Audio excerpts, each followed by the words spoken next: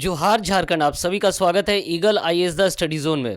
तो साथियों, जैसा कि आप सभी को ज्ञात है कि नई सरकार के द्वारा बहुत सारी वैकेंसी लाने का वादा किया गया है और इसके साथ साथ उन्हें एक रेगुलर वे में एग्ज़ाम लेने का भी वादा किया गया, जिसके तहत आपने देखा कि सरकार गठन होने के तुरंत बाद माननीय मुख्यमंत्री जी के द्वारा ये घोषणा किया गया कि सबसे पहले एग्ज़ाम कैलेंडर घोषित किया जाएगा और इस एग्ज़ाम कैलेंडर के माध्यम से ही जो है एग्ज़ाम को कंडक्ट किया जाएगा और बच्चों या झारखंड के युवाओं के भविष्य को गढ़ा जाएगा।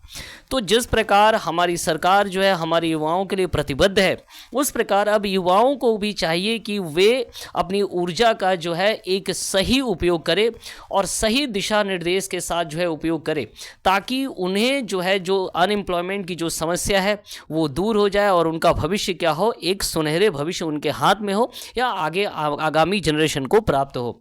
इसी के तहत आप सबको ज्ञात है कि 11 से 13 जेपीएससी ऑलरेडी हो चुका है, मेंस हो गया है, इंटरव्यू होने वाला है या जो है इसे कंडक्ट किया जाएगा आयोग के द्वारा।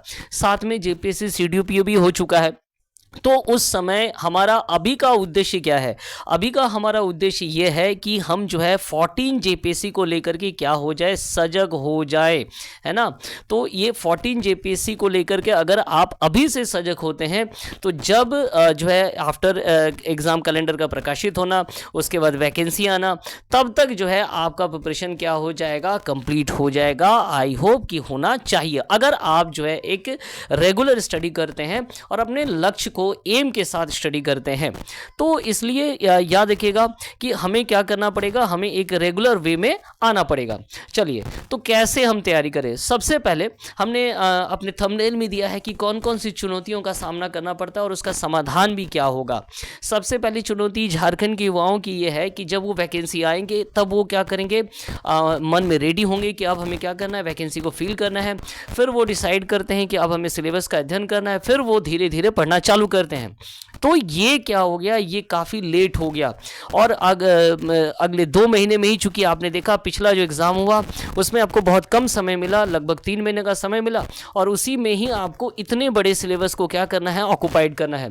तो इसमें क्या होता है, जो लोग पढ़े, जो नए बच्चे हैं या जो स्टडी रेगुलर में नहीं करते, वो यहाँ पर जो है अपने आप को क्या कहते हैं, बहुत ही उनके लिए ये बहुत ही बड़ा जो है एक पहाड़ और चट्टान के समान जो है खड़ा हो जाता है। तो उनको चाहिए कि वो एक रेगुलर स्टडी को क्या करें, प्रारंभ करें। तो सबसे पहला काम ये करना है कि आपको ये दिमाग में रखना है कि हमें जेएसएससी का प्रिपरेशन करना है और हमें झारखंड का जेपीएससी का प्रिपरेशन करना है। उसके लिए हमें क्या क्या चीज़ करनी है और वो अभी से होना चाहिए, क्योंकि अभी कैलेंडर प्रकाशित नहीं हुआ है और हमारे पास अभी पर्याप्त समय है कि हम इस समय का उपयोग सही दिशा में कर सकते हैं। ठीक है, तो चलिए अब हम लोग बात करेंगे कि हम लोग हमारा जो एग्ज़ाम पैटर्न है, पीटी का सिलेबस और मेंस का क्या सिलेबस है, जो एग्ज़ाम पैटर्न है उसको लेकर के चर्चा करेंगे और उस पर जो चुनौतियां और जो समस्या आती है उसको थोड़ी बहुत हम लोग क्या करेंगे, चर्चा करेंगे। क्योंकि एज यूजुअली आप सभी को ज्ञात है कि पीटी में जो है जो प्रिलिमिनरी एग्जामिनेशन है उसमें 2 पेपर होते हैं, जनरल स्टडीज़ 1 और जनरल स्टडीज़ 2, जीएस पेपर 1 और जीएस पेपर 2। इनमें सबसे चुनौतीपूर्ण कार्य अगर हम बात करेंगे झारखंड के युवाओं के लिए और वो बच्चे जो वैकेंसी आने के बाद काम शुरू करते हैं उनके लिए होता है GS paper 1। GS paper 2 Jharkhand के बच्चों के लिए बहुत बड़ी चुनौती नहीं है। कुछ प्रश्नों को छोड़कर अगर हम बात करेंगे, बाकी सारे प्रश्न जो है सिलेबस के साथ ही आते हैं, वो सिलेबस से बाहर नहीं जाते हैं। कुछ प्रश्न जो है चुनौतीपूर्ण होता है, वो सबके लिए होता है। तो जीएस पेपर 2 जो झारखंड के युवा हैं उनके लिए चुनौतीपूर्ण नहीं है, क्योंकि वे झारखंड में ही, वो झारखंड की मिट्टी में वो पले बड़े हैं। तो उन्हें बताने की आवश्यकता नहीं है कि बिरसा कौन थे, बिरसा मुंडा जी का जो बिरसा मुंडा कौन थे, बिरसा मुंडा का जो बचपन क्या था, बिरसा मुंडा ने क्या क्या किया है इस राज्य के लिए, ये सभी चीज़ें उन्हें ज्ञात रहता है।